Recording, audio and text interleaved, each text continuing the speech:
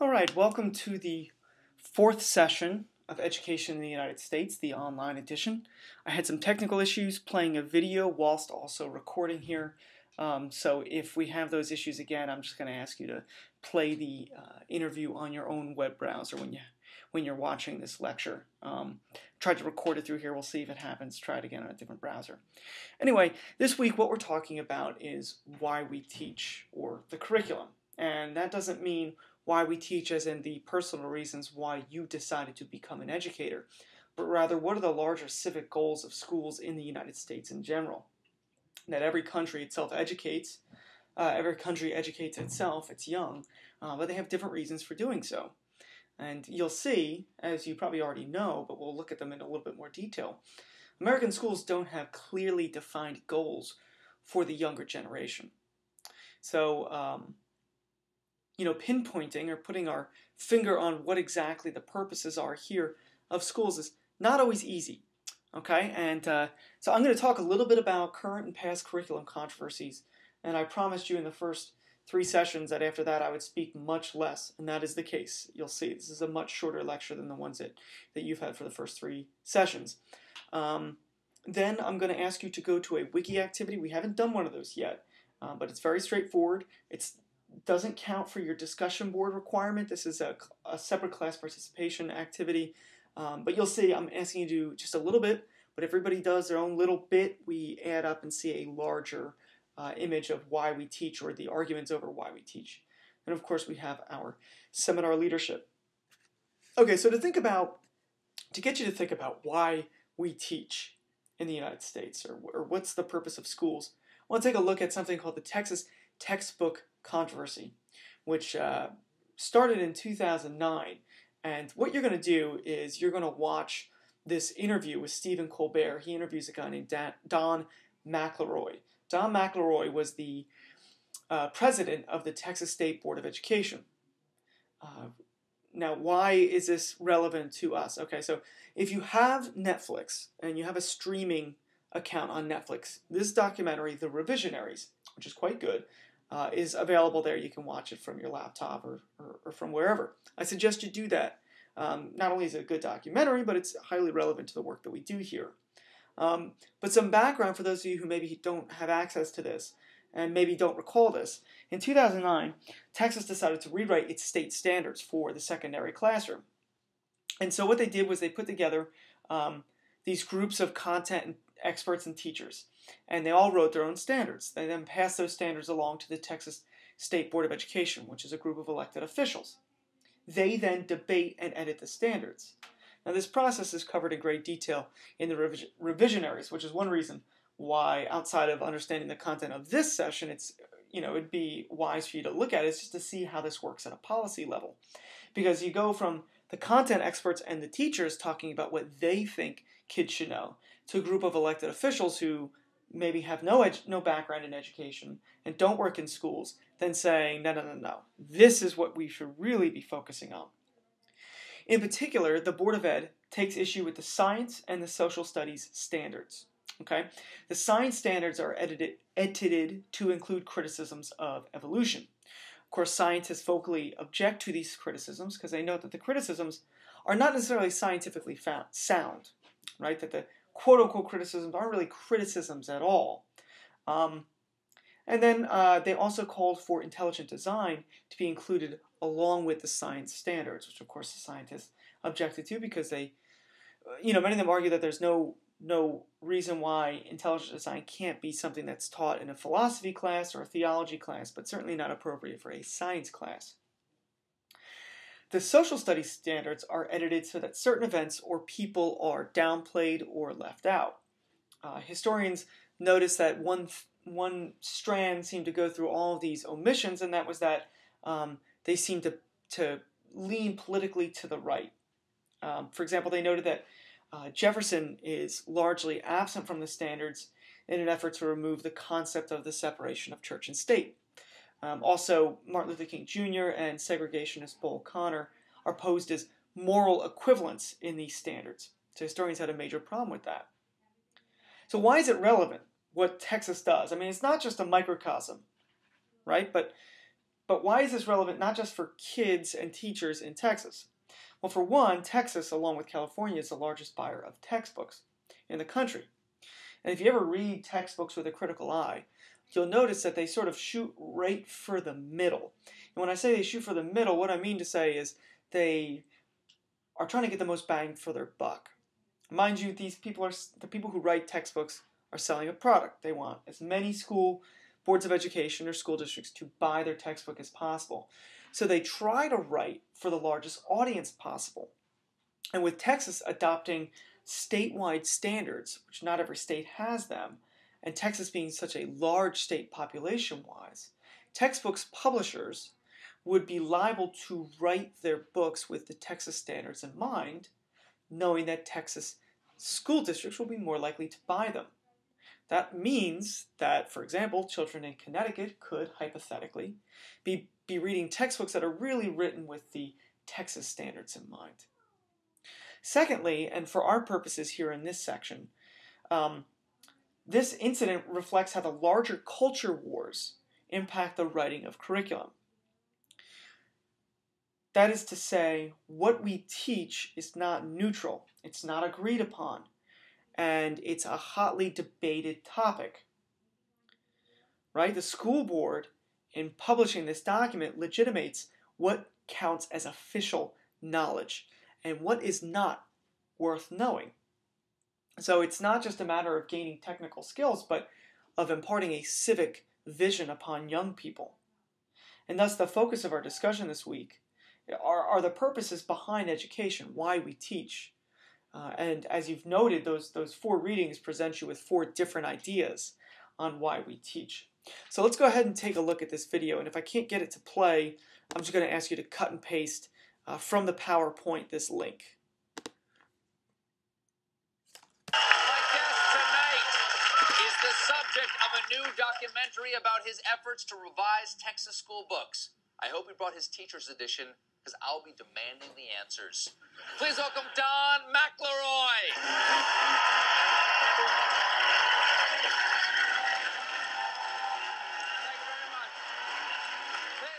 Dr. McElroy, thanks so much for coming on. It's my All right, pleasure. sir. Now, you are a former member and chair of the Texas State Board of Education. That's right. All right.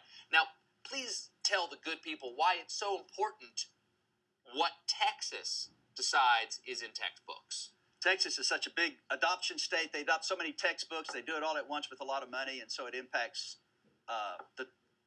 the textbook publishers. Right. They do it once, and then that'll be used in other states. Between you and California, you pretty much sort of set the market for textbooks. That's what they say. That's what they say. So you don't live in Texas, but if you're in New Hampshire, you might be using a textbook that you personally approved.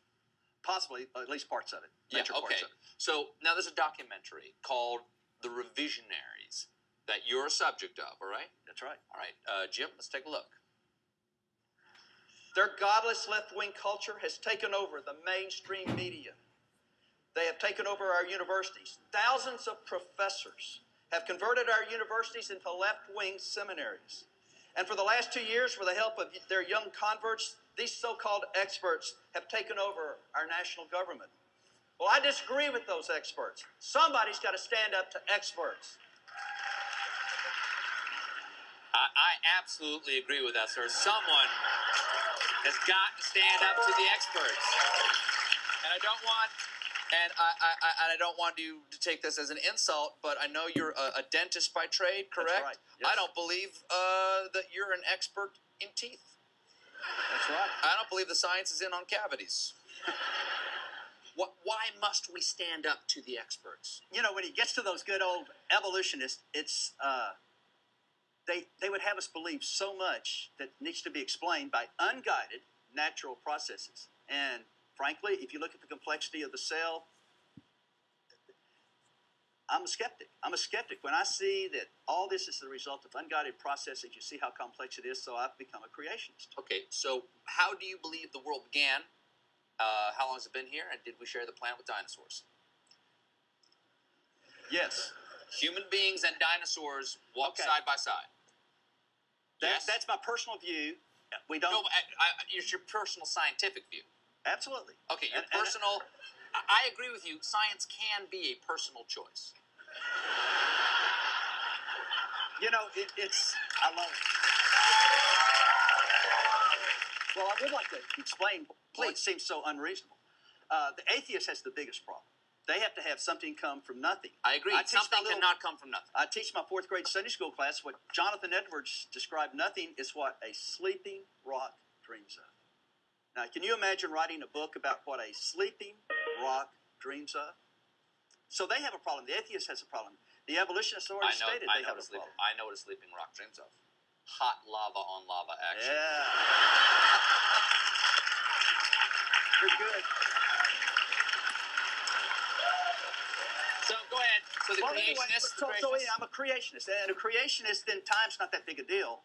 And it's my understanding of the Bible, you know, Yahweh's old book. It seems to be the simplest explanation about the time. So that's why I think it would be even simpler if we just took the textbook out and gave the kids the Bible and said, "Any questions?" Because it explains what happens in there. How did the world begin? In the beginning, God created the heavens and the earth. And the earth. And then when I looked at the evidence for evolution, I found it unconvincing. So I don't think he used. I don't think he used evolution to do it. That's not my big deal. Really? I agree. I agree with you, but so few people agree with me. I don't think anything. I mean, there's only one evidence of evolution for me. What's that? And that is the devil. He started off as an angel, and he evolved into a devil. He did it pretty quickly. He did it very quickly. One generation himself. Yeah. And that's why he's trying to trick us by saying everything evolved. Yeah. But the changes that you called for in the textbook aren't just evolution. You also wanted to remove references to Thomas Jefferson and his importance in the founding fathers. Why was that? Actually, that's not true. We actually... No, I have personally chosen that it is true.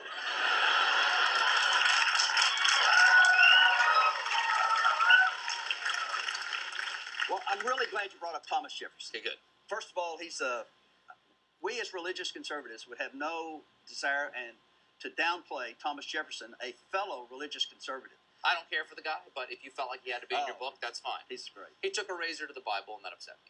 Yeah. All right. You know about that, right? Absolutely. Why would he cut out all the miracles? That seems like a terrible thing. Well, his personal opinion.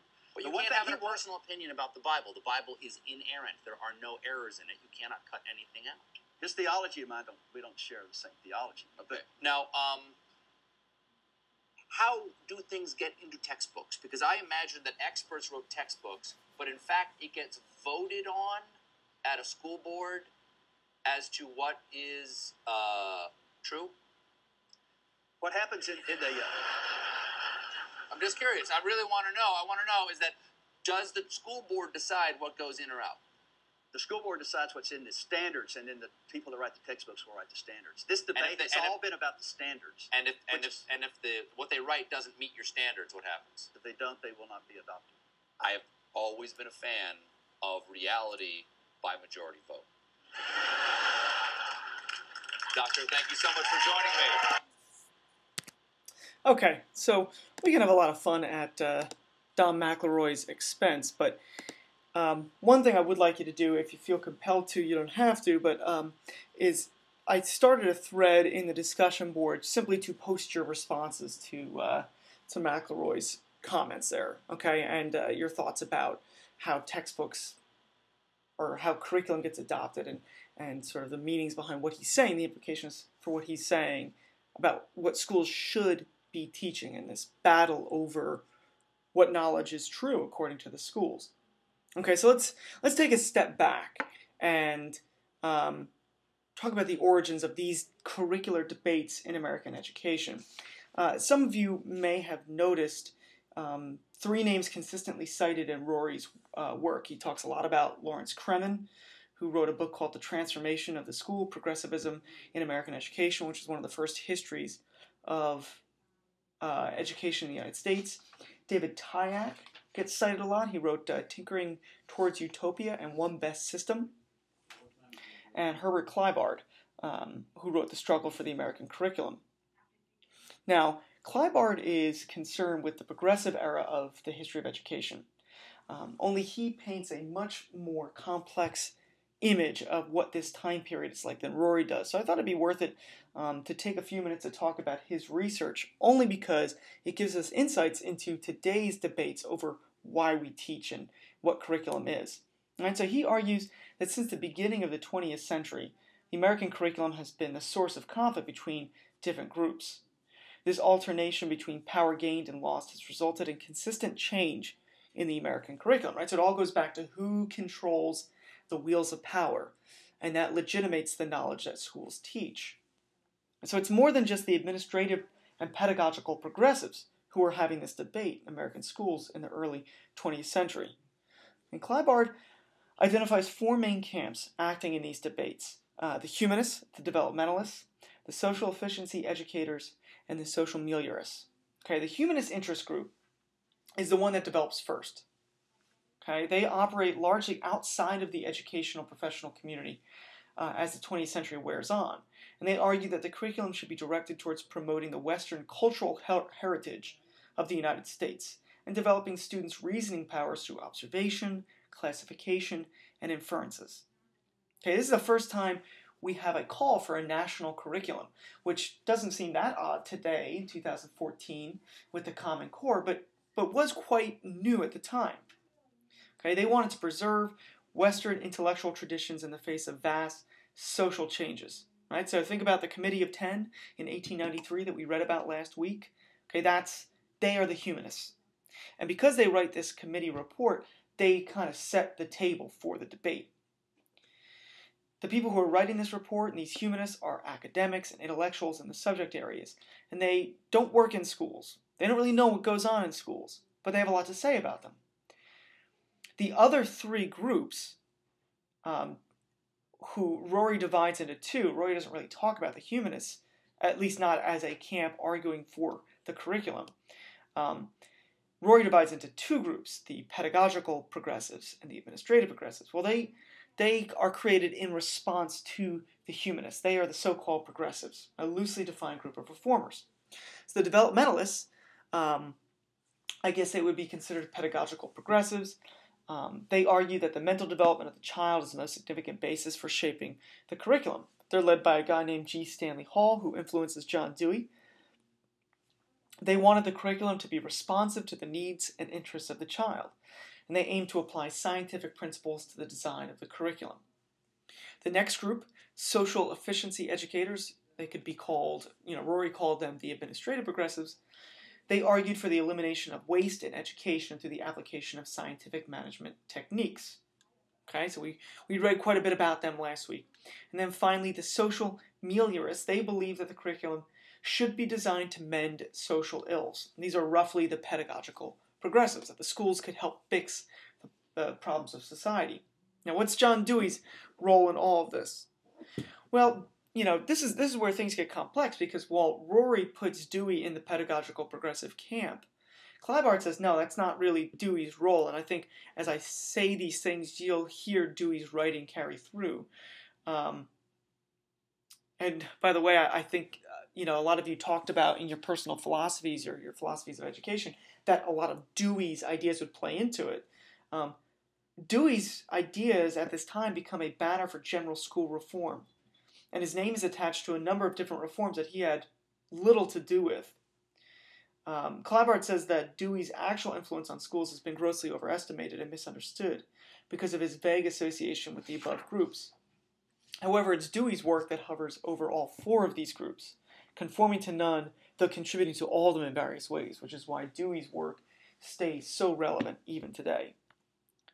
So the outcome of this, according to Clyburn at least, is that no single group ever gains control of the curriculum. The American curriculum that resulted was a loose, largely unarticulated, and not very tidy compromise. But what's important about this is that these debates set the tone for the struggle for the American curriculum since the progressive era. Right? What knowledge, skills, and values the schools should teach serve as a form of legitimization, hence the passion which accompany curriculum debates. Right? So you can probably see some of their work in modern education philosophy if you look for it, about those who think that the schools should respond to society, those that think that society needs to be responsive or reactive to schools. I mean, it all goes back to this initial argument. Okay, so let's talk about some of the other controversies in the American curriculum. And you probably remember some of these. The first that I'll talk about is the Scopes Monkey Trial, 1925. Okay, formerly known as the State of Tennessee versus John Thomas Scopes. Okay, John Scopes was a high school science teacher who violated Tennessee's Butler Law, which forbade the teaching of evolution. This is a trial on whether modern science regarding the creation-evolution controversy should be taught in schools. Right? So this debate that they're having in Texas is not a new one. The immediate effects of the trial are evident in the high school biology text used in the second half of the 20s and early 1930s. Of the most widely used textbooks, there's only one listing of evolution in the index in the wake of the trial, under the pressures of fundamentalist groups, and the entry is countered with biblical quotations. So there's sort of this response to the trial, and you can see this image, the Anti-Evolution League, the conflict, hell in the high school, and so on. The fundamentalist target slowly veers off of evolution by the mid-1930s, and as the anti-evolutionist movement, as it was known then, dies out, not that people don't still argue about this, biology textbooks begin to include the previously removed evolutionary theory. This also corresponds to the emerging demand that science textbooks be written by scientists rather than educators or education specialists. Okay, so this is one of the first big nationally covered in the press curriculum controversies. And somebody was quite literally put on trial for teaching evolution. There's a movie about the trial called Inherit the Wind, I believe is the title of the movie. The next curriculum controversy had to do with Sputnik. In 1957, when Sputnik was the first unmanned satellite launched by the Soviets into space, U.S. citizens feared that schools in the USSR were superior to American schools, and Congress reacted by adding to the National Defense Education Act to take U.S. schools up to speed. Right, the NDEA was signed into law on September 2nd, 1958, by President Eisenhower, and the bill encouraged students to go to college and study math and science. And a lot of this money went to pay for students' tuition fees if they majored in those topics.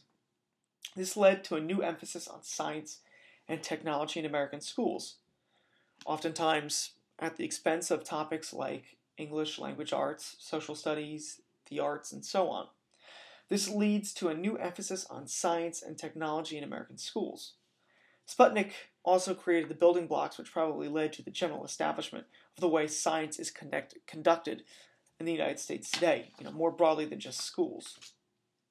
In the aftermath of McCarthyism, the witch hunts for communists and whatnot, a mandate was inserted into the NDEA that said that all beneficiaries must complete an affidavit disclaiming their disbelief in the overthrow of the U.S. government.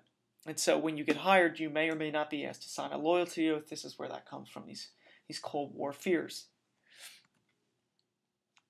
The next controversy I'll mention is Man of a Course of Study, abbreviated as MACOS.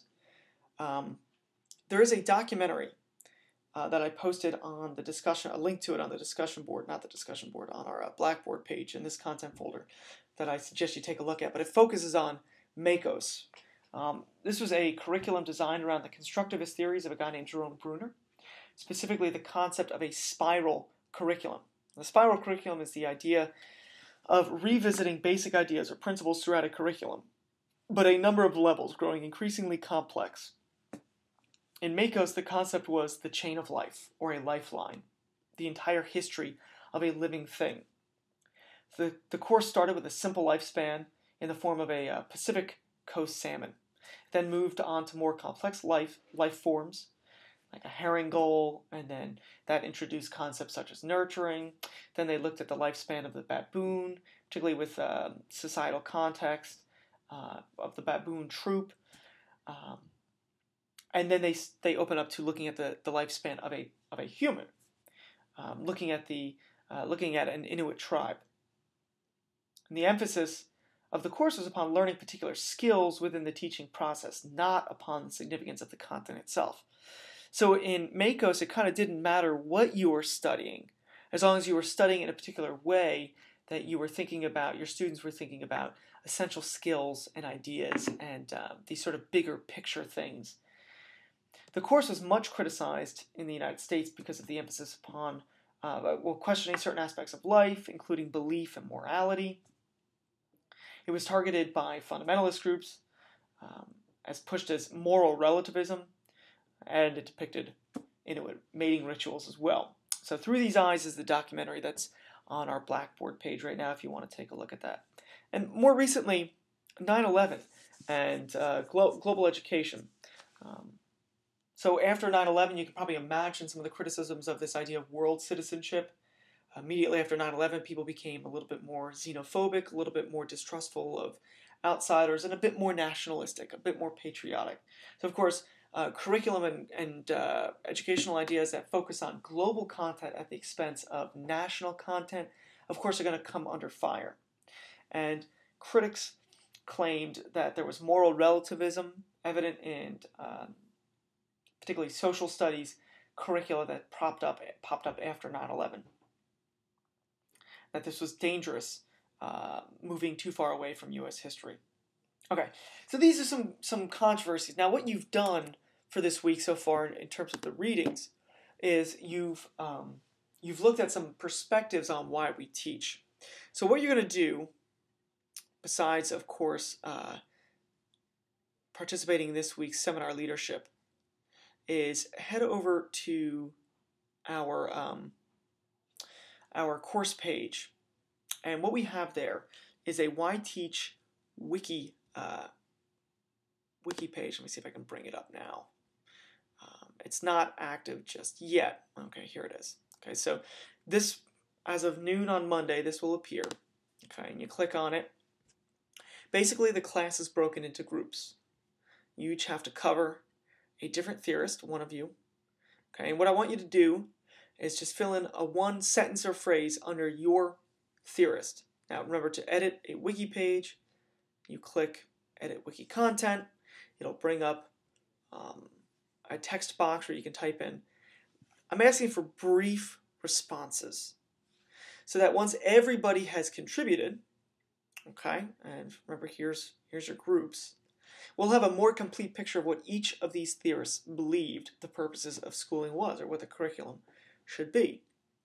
And then I want you to put one sentence here. What do you believe the purposes of schooling is, or schools are? Okay? We also have our seminar leadership this week, so make sure you're participating in that.